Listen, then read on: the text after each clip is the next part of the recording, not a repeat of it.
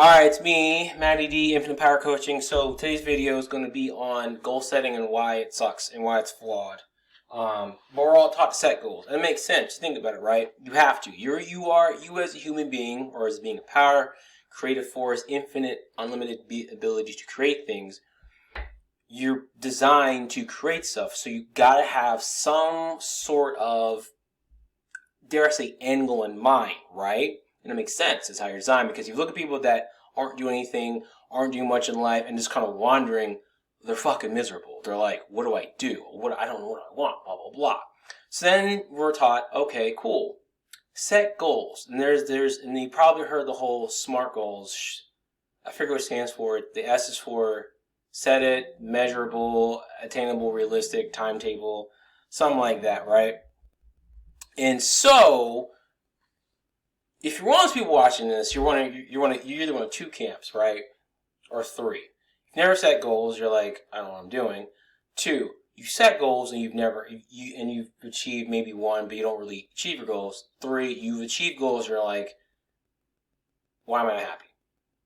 The third one I'll save for another video. But for this one, the reason why goal setting is flawed is because it does not address what's going on beneath the surface of awareness, meaning your unconscious mind, your identity. This is important.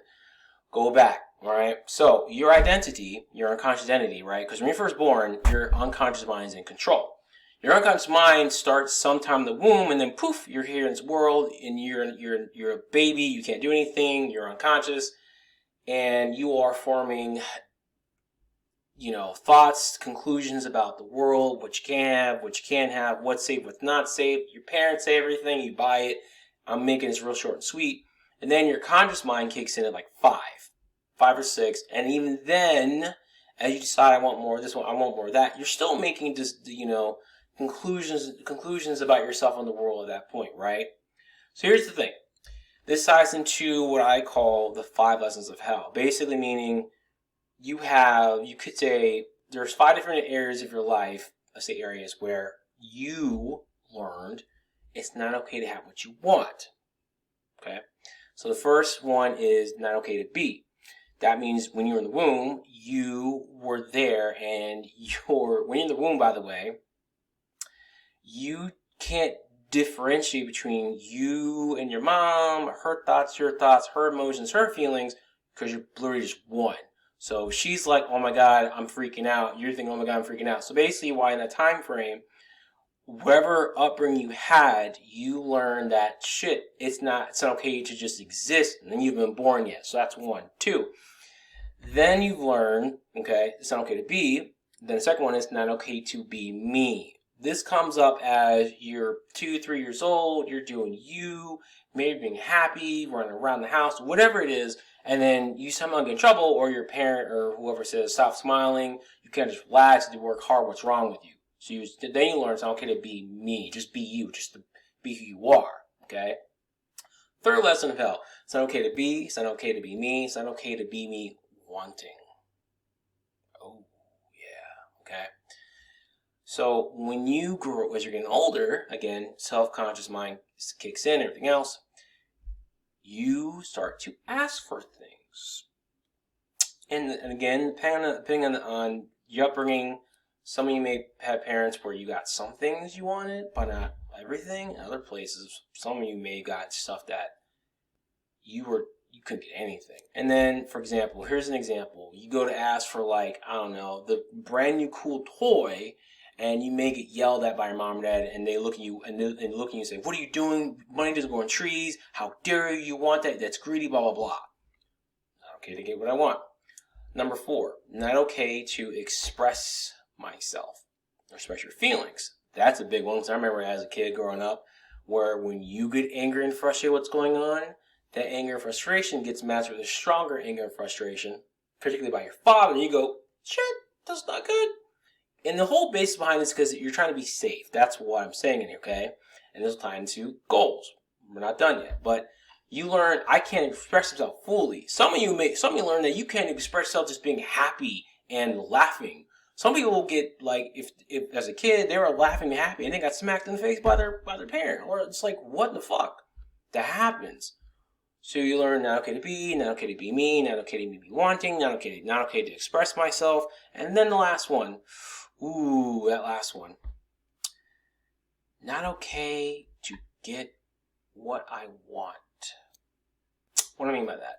Some of you may have gotten the thing you wanted and it turned out to not be exactly as what you thought it was going to be. Like you get the new toy and it turns out to not work. Or you do get something and then you're limited as to when you can use it. Like, for example, you get a new bike, you want to ride it, but you can't ride it past this part of town or whatever it is. And you're like, well, I got it so I could ride around everywhere. Well, I'm limited, and that's where Billy's house is. I want to show him my new thing.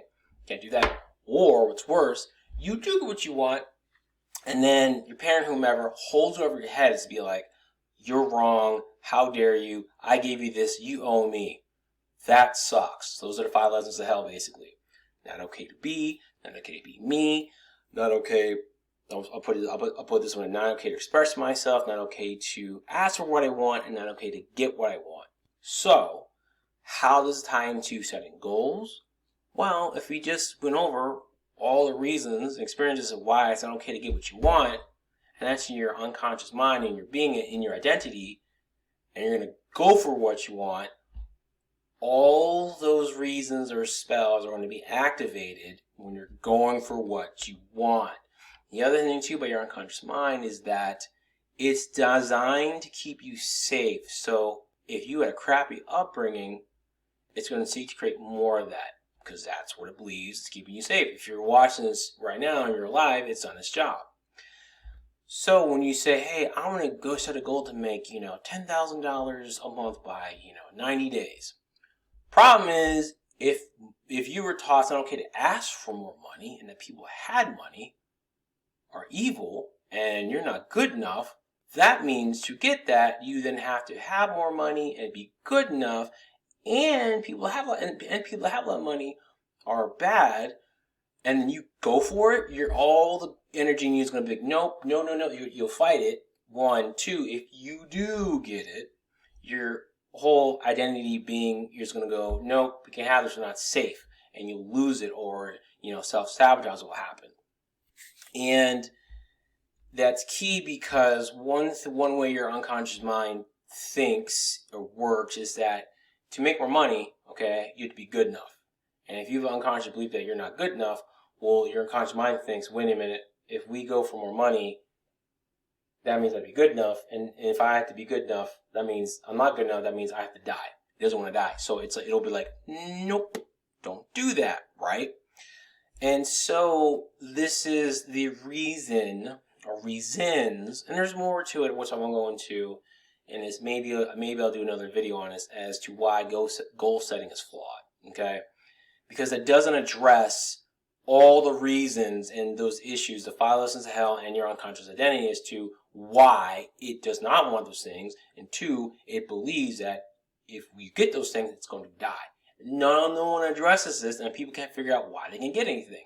Now, to give you a little bit of a tease, on the next video I will do, the reason why there are people who do achieve their goals and aren't that happy, it's because they're doing it through a different structure, a problem-solving structure. And that is a structure that we're all under, and that by the very nature that you believe that everything around you needs to be fixed, you fix it, there's another problem. That'll be in the next video, so stay tuned for that, okay? But the majority of people, and I was in the first game where you never achieve your goals, and some people get them, they're like, okay, whatever, I can't seem to really keep it, right? This is important.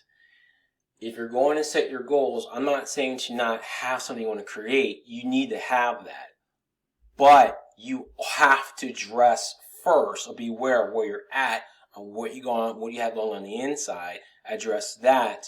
Therefore, you can take the action that's needed and necessary, and you can do it, and you'll be able to, you'll be able to do it where it's a bit more, you can flow, you can get through it. You won't feel the resistance.